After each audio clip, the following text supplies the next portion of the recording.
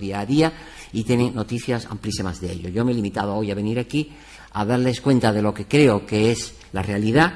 La realidad es absolutamente sucia, es la causante de esa situación extrema de miseria y de pobreza en la que está la mitad del planeta, o más de yo diría que 2/3 partes del planeta, y que permanezcamos, por tanto, alertas ante esta situación que solo genera injusticia, pobreza, miseria, desigualdad y, en definitiva, falta de ciudadanía y de democracia allí donde se consiente y se permite. Nada más y muchas gracias. Muchas gracias. Ahora pasamos al turno de preguntas. Hay dos personas. Yo rogaría, que no me gusta ya he dicho antes que no me gustan las excepciones. Yo rogaría que siguiéramos, y cuando yo me tenga que ir, pues me voy y ya está. Yo no soy ninguno más que nadie, soy uno más de todos los que estamos aquí. Por tanto, yo sugeriría, aunque se corrigiera la organización, que siguiéramos el curso del acto tal como estaba previsto, y cuando yo me tenga que ir, porque realmente si no pierdo el tren y me quedo aquí, pues ya me iré. Es decir, pero mientras tanto vamos a seguir el acto. ¿Os parece bien? La Asamblea, como siempre en el 15M, puede agitar manos o estar en contra con lo que acaba de decir Carlos. ¿Queremos que haya preguntas o queremos que seguir? Por favor, manos. No. Preguntas. Lo siento mucho. Tenemos turnos de palabra a cada uno de los... Vamos a ir haciendo una a la izquierda, una a la derecha. Buenas tardes, muchas gracias. Intentaré ser breve en la pregunta y espero que usted haga el máximo resumen, porque sí, me temo que los temas son para varias horas más de sus palabras.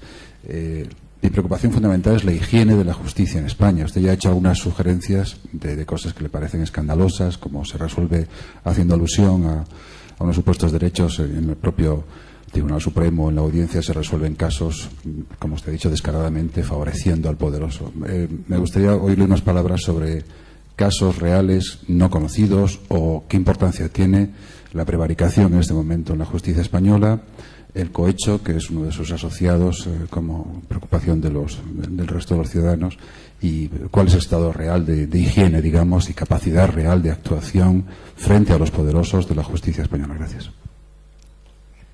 Lo resumo brevemente. Yo he citado el caso del BBV, pero yo podía citar que en el caso del fraude fiscal del Banco de Santander, del Grupo Santander,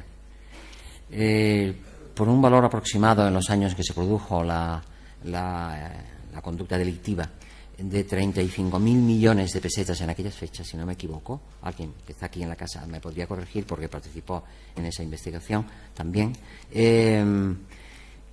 que el señor Botín y todos sus partícipes en ese gran fraude fiscal no llegaron ni siquiera a ser juzgados, sacándose de la manga una doctrina hasta ahora, a ese momento, insólita, para evitar que se celebrara el juicio y se pudiera demostrar la verdad del fraude fiscal. Eso es algo que no tiene precedentes en la historia de la judicatura europea. Es decir, que por tanto hay una acusación formulada, aceptada, se inicia las sesiones del juicio oral y el tribunal decide que, como la acusación no la hace el fiscal, sino la hace una acusación popular, que eran dos organizaciones, una asociación de usuarios de banca y la organización política Iniciativa per Catalunya Ver de Cataluña, que no procede celebrar el juicio oral, y luego se ha aplicado en otros supuestos. Realmente es la primera vez que se aplicaba esa doctrina en España y se aplicó al señor Botín, y ese juicio no se ha celebrado. Con lo cual, primero, eso genera dos consecuencias. Una, no se ha demostrado que sea inocente, puesto que no ha habido sentencia que lo absuelva. Y al mismo tiempo, ¿qué significa esto de repente sacarse de la manga una doctrina que hasta ahora, a ese momento, nadie había imaginado, para impedir que se celebre un juicio contra el presidente del principal grupo bancario de este país y de parte del mundo, para aportar las pruebas acreditativas de que su grupo bancario, el que él presidía, había cometido el mayor fraude fiscal de la historia de España? Es una muestra. A esto se podrían añadir otras muchas muestras, como es la impedir juicios para la persecución de los delitos que se atribuían al Consejo de Administración de Bengoa.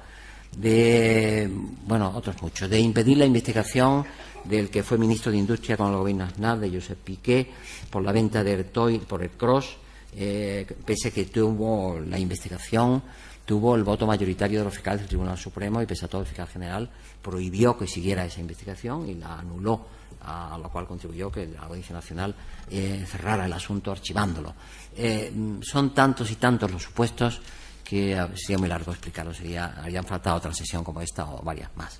Yo creo que en la justicia española hay un comportamiento, salvo las excepciones que naturalmente tiene que haber, y que las hay, evidentemente, pero tiene en general un comportamiento de una benevolencia, cuando no de una cobardía significativa respecto de los poderosos.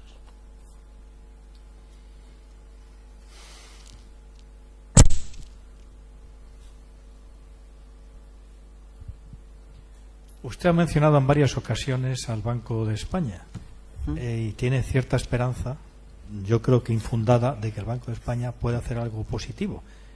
Porque, igual que ha mencionado estos casos escandalosos, donde la justicia, de alguna manera, ha eliminado todo tipo de investigaciones o de pruebas o ha rehusado incluso que se celebraran los juicios, el Banco de España hasta ahora, la actuación que ha tenido no es digna de elogio, puesto que en vez de llevar a cabo sus obligaciones se ha autoerigido en juez de, por ejemplo, qué se hacía con las reformas laborales, cuestiones estas en las cuales no debía inmiscuirse y sin embargo no actuó cuando la burbuja inmobiliaria. Entonces, no creo que el Banco de España pueda jamás llevar a cabo ninguna labor que signifique el recorte de los privilegios y de la existencia de los paraísos fiscales.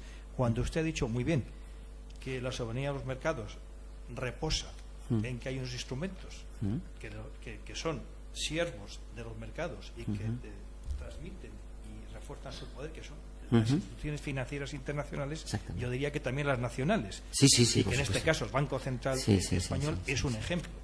Yo no tengo absolutamente ninguna esperanza en que el Banco de España pueda hacer algo. No, yo comparto absolutamente su opinión. Es decir, yo lo que digo es que hubo un momento significativo en el que el Banco de España hizo un gesto, que yo no pasó de ser un gesto que no ha tenido ninguna consecuencia, como es evidente.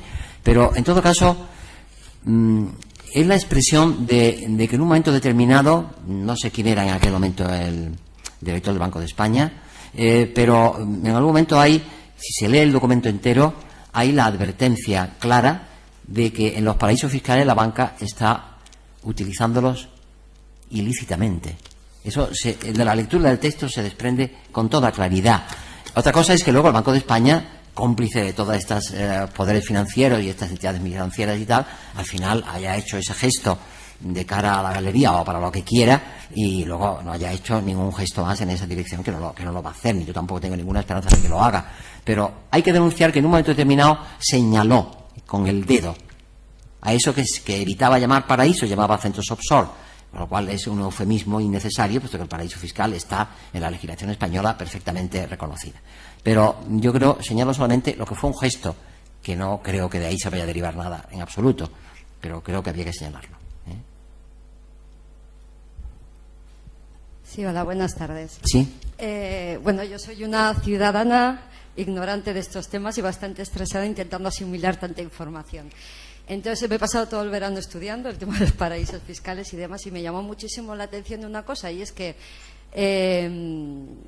vi que Inditex Zara tenía la central de compra y venta en Suiza. Vale, hasta ahí me imagino por qué. Pero es que luego vi que la central donde cobra el canon a todas las tiendas de Zara de Europa está en Holanda, y de ahí me derivó a otra página donde vi que había una cantidad abrumadora de empresas españolas con cuentas en Holanda. Yo no sé si tiene algo que ver con paraísos fiscales, pero es que pero una cantidad abrumadora, y no entiendo por qué en Holanda, porque usted no ha mencionado, ha mencionado Bélgica. No he mencionado Holanda, porque Holanda no está caracterizada en ningún cuadro normativo jurídico como paraíso fiscal, pero es evidente que en Holanda hay un régimen flexible y de baja tributación para muchas empresas de las que están domiciliadas allí.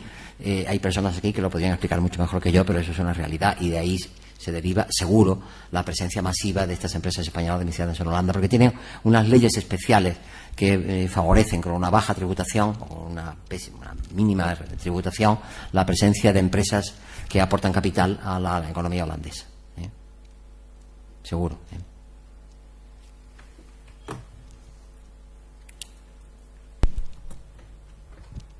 Una pregunta brevísima que puedes contestar con una sola palabra. Si quieres, puedes poner más palabras. Es una pregunta un tanto personal. Frente al título de esta reunión, ¿eres optimista o pesimista?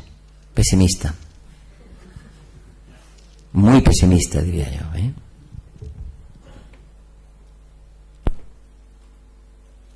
¿Puedo añadir algo? El ser pesimista no excluye el combate. Es decir, que, claro, yo era más pesimista el año 62. Era mucho más pesimista. Bueno, ahora sigue siendo pesimista por otros motivos distintos que aquellos, evidentemente. Pero el año 62, si era pesimista, hubo un momento en que aquellos recuperamos una cierta confianza que luego se nos vino abajo, o se nos va viniendo abajo, poco a poco, aquella generación. Pero en aquel momento era más pesimista que ahora, porque entonces no teníamos, aparte de no tener una economía medianamente justa, tampoco teníamos ni una brizna de libertad para salir a la calle y decir lo que pensábamos, lo cual también era importante. Nada más.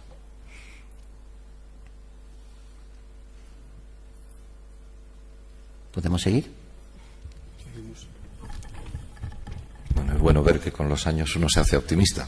Tengo esperanzas. Bueno.